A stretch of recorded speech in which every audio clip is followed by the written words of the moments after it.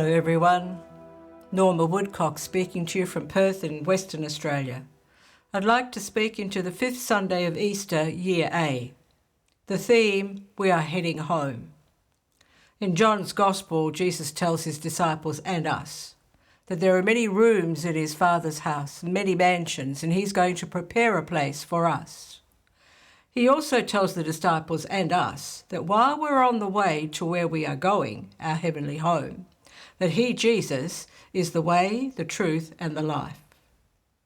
I was so lost, and many people are lost, trying to find my way many years ago.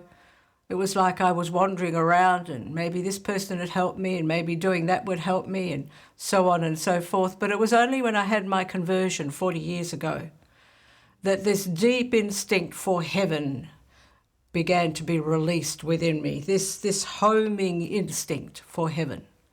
I did a bit of research as I looked at these readings, and I discovered many birds have a natural homing instinct in them, but others have to be trained. And homing pigeons, when they are released, they go straight up into the sky, and instead of heading home, they go round and around in circles. And what they're doing is trying to find their bearings. In my work for 40 years, I believe so many of us are lost and going in circles. And that was my story.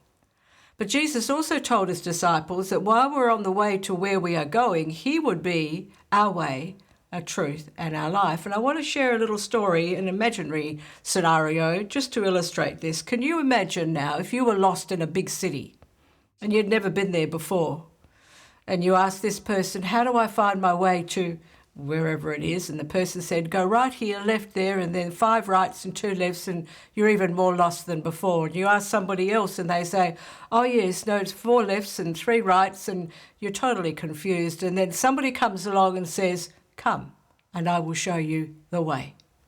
And that's what Jesus says. Come, and I will show you the way. Trust him. It is only in trusting that Jesus has the power and the concern and the care to lead you into the fullness of the journey with him. That homing instinct placed within you and within me is a very precious gift. And so I'm asking today that you allow him to lead you. Ask him where you are lost. Ask him where you're going round and round in circles, and he will set you straight. God is never, ever short on power, wisdom, and goodness. And he will see you home, and he will see me home. God bless you this week. May you have a great week. I look forward to meeting you again next week. Thank you.